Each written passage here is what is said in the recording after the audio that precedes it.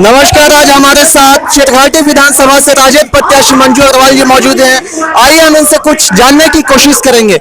Ma'am, पहला सवाल कि जनता के मन में सबसे बड़ा सवाल ये है कि चूंकि आप पिछले 2 चुनाव निर्दलीय से लड़ी हैं, तो इस बार क्या मन में आया कि आप आरजेडी से चुनाव लड़ रही हैं?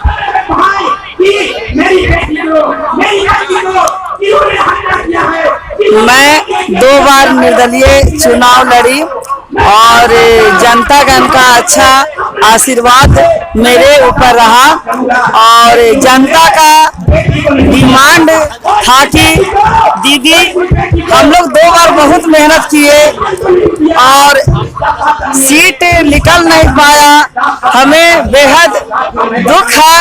अगर दीदी जो भी पार्टी हो, आप किसी भी पार्टी से टिकट लेके आए और हम लोग विजय को हासिल करेंगे। मैं जनता का डिमांड से ही मैं प्रयासरत रही और हमें राजद से टिकट भी प्राप्त हुआ। अच्छा मैम, चूंकि आप पिछले चुनाव में, जहां तक मुझे ज्ञात है, कंफर्म तो नहीं पता, लगभग 20 या 21% आपने वोट हासिल किया था। 30% लगभग उतना वोट हासिल किया था। तो इस बार क्या लगता है, जनता कितना आपको स्वीकारेगी आरजेडी से?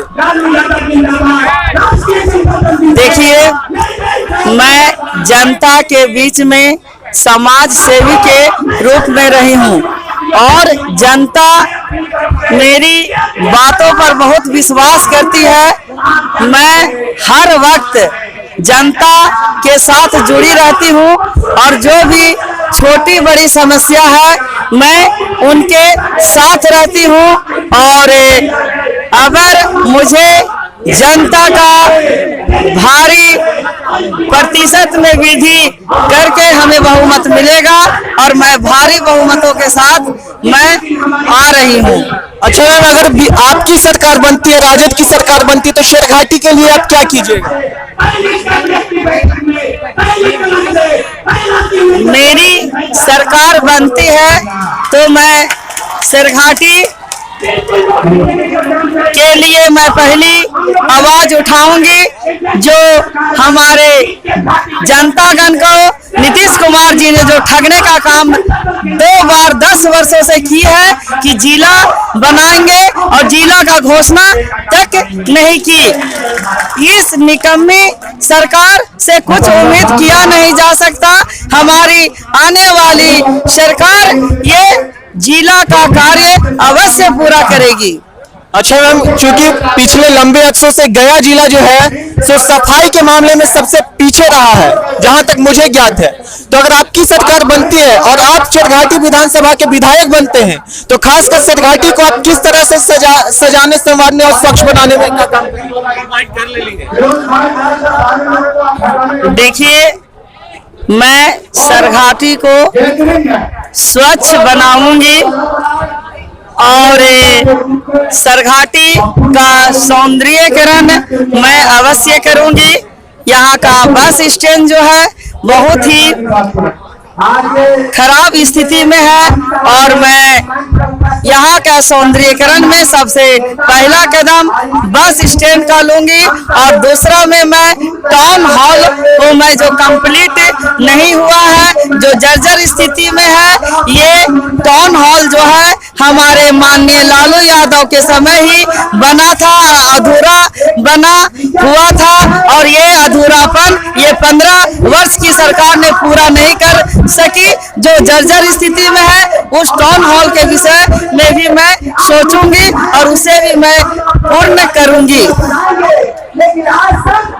अच्छा मैम, अगर आपकी सरकार बनती है तो शेरघाटी विधानसभा में पानी की ज्यादा समस्या है और शेरघाटी विधानसभा के लगभग गांव पहाड़ी इलाकों से जुड़े हुए हैं, तो पानी के लिए आप क्या कदम? देखिए, मैं पानी की समुचित व्यवस्था करूंगी। शेरघाटी में अभी एक अम्बाखार डैम है जो माने पूर्ण रूपेण काम नहीं हो रहा है, वो काम ठप है। अगर अम्बाखार डैम को उसको शुरू कर दिया जाए तो यहाँ 28 गांव जो है वो प्रभावित होंगे। और आमद क्षेत्र में सोनदाहा डैम है, अगर मैं उसे भी साफ सफाई उस पेन की करती हूँ तो वहां से भी बहुत ही गांव की सिंचाई व्यवस्था जो है ज्यादा सुदृढ़ होगी। अच्छा मैम, एक और सवाल कि आपने, चूंकि आपके फेसबुक पेज पे जहां तक मैंने देखा है कि आपने शेरघाटी में लाइब्रेरी बनाने का को लेकर वहां पे अपना मैनिफेस्टो जारी किया है और 5000 पुस्तकों और 50 लोगों के बैठने की उसमें क्षमता होगी, तो आप कैसे करेंगे? क्या बोले? जहां तक मैंने आपके फेसबुक पेज पे देखा है कि आपने शेरघाटी में लाइब्रेरी बनाने का पोस्टर उसमें था जिसमें 50 लोगों की क्षमता वाला, तो वो आप कैसे करेंगे? यहाँ लाइब्रेरी का स्थान राज्य सरकार को दे दी गई है और वो लाइब्रेरी जर्जर स्थिति में है। मैं उन्हें, अगर हमारी सरकार आती है तो सरकार के माध्यम से मैं उसका पूर्ण निर्माण करूंगी।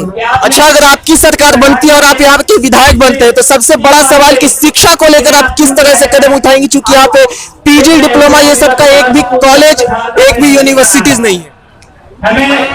हमारे शेरघाटी विधानसभा में उच्च शिक्षा की व्यवस्था नहीं है।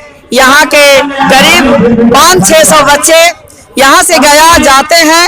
मैं उच्च शिक्षा के लिए, मैं अच्छी शिक्षा के लिए मैं यहाँ कोचिंग सेंटर स्थापित करूंगी और अच्छे टीचर को बाहर से लाऊंगी। और आज का सबसे आखिरी सवाल मैम कि चूंकि शेरघाटी विधानसभा से टोटल 11 प्रत्याशी इस बार चुनाव लड़ रहे हैं, शेरघाटी विधानसभा से कुल 11 प्रत्याशी इस बार चुनाव लड़ रहे हैं, तो आप में ऐसा क्या लगे कि जनता आपको वोट देंगे? ये सवाल तो आप जनता से पूछ सकते हैं ना, जनता से पूछ लीजिए। हमारे बीच में जनता है और जनता से पूछ लीजिए। मैं एक समाज सेवी हूँ और हर सुख दुख के साथ हर समय मैं जनता के साथ खड़ी रहती हूँ। जी, बहुत बहुत धन्यवाद। Thank you.